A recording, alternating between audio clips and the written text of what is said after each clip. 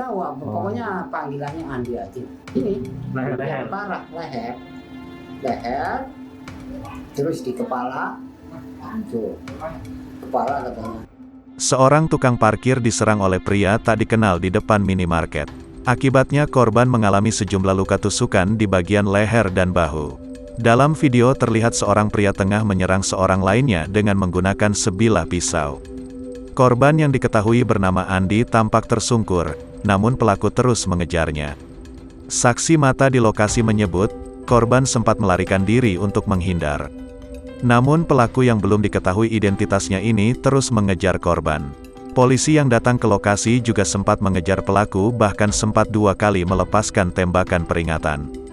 Warga sekitar mengenal korban sebagai tukang parkir yang sehari-hari bekerja di sekitar lokasi kejadian. Ketua RT di lokasi kejadian menyebut, seorang petugas Satpol PP sempat mencoba melerai pertikaian namun justru terkena senjata tajam milik pelaku. Korban kini dirawat di rumah sakit karena menderita sejumlah tusukan. Hingga kini belum diketahui identitas pelaku dan motif penyerangan itu.